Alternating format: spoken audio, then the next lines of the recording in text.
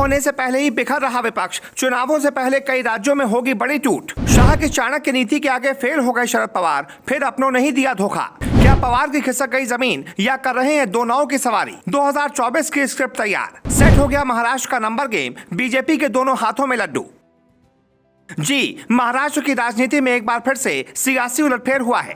इस बार उलटफेर ऐसा वैसा नहीं, बल्कि 2024 की कहानी लिखने वाला उलटफेर है। इस बार के उलटफेर ने अपनों को ही धोखा दे दिया। ऐसा नहीं है कि परिवार के सदस्यों और सगे संबंधियों ने अतीत में ही राजाओं के साथ दगाबाजी करते हुए तख्ता पलट किया है। महाराष्ट्र की राजनीति में हुआ ये बड़ा बदलाव इसका सबसे ताजा उदाहरण है। वहीं 2024 चुनावों से पहले आपको ऐसे ही और भी कई उदाहरण देखने को मिल सकते हैं, क्योंकि सूत्रों से मिली जानकारी के मुताबिक 2024 चुनावों से पहले कई बड़े राज्यों में बड़े खेल यानी कि बड़ी टूट हो सकती है। लेकिन कुछ जानकार महाराष्ट्र में सियासी उलटफेर को शरद पवार की सियासी जमीन खिसकने के तौर पर देख रहे हैं। इन सब के बीच महाराष्ट्र में समीकरण भी तेजी से बदल गए हैं, जिससे कि बीजेपी के दोनों हाथों में लड्डू होने की बात कही जा रही है। क्या है महाराष्ट्र का समीकरण?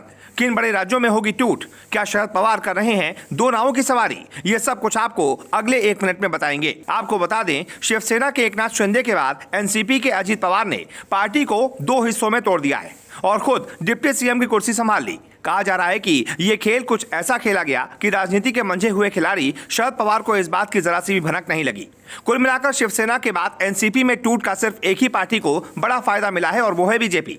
आने वाले लोकसभा और उसके बाद विधानसभा चुनावों में बीजेपी के लिए यह फायदे का सौदा माना जा रहा है, क्योंकि अगर शिंदे गुट पर अयोग्यता वाली तलवार लटकती है और सरकार पर कोई खतरा आता है, तब अजित पवार के सहारे बीजेपी अपनी सरकार को बनाए रख सकती है। वहीं अगर बात नंबर गेम की करें तो बीजेपी के पास निर्दलीय और छोटे बड़े दलों को मिलाकर महाराष्ट्र में कुल 126 विधायक हैं। अब अगर शिंदे गुट को हटा भी दें तो बीजेपी अब अजित पवार के 30 विधायकों के साथ 156 के आंकड़े पर रहेगी, यानी बहुमत की संख्या से 11 विधायक ज्यादा होंगे। ऐसे में बीजेपी के लिए अजित पवार की बगावत दोनों हाथों में लड्डू जैसी है। महाराष्ट्र में सियासी तूफान और अजित पवार की बगावत के बीच कुछ राजनीतिक जानकार ये भी मान रहे हैं कि कम से कम 2024 तक तो पवार दो नावों पर सवार होने का इरादा रखते हैं। वो और उनकी बेटी सुप्रिया महाविकास अघाड़ी में रहकर विपक्ष में रहेंगे, जबकि दूसरी तरफ भतीजे अजित पवार एनडीए में रहेंगे। हालांकि साझा दारोमदार इस बात पर रहेगा कि राज्य की राजनीति में निर्णायक भूमिका निभाने वाले प्रभावशाली मराठा मतदाता, जो कि 30% से अधिक हैं, वो इस बगावत पर कैसा रिएक्ट करते हैं।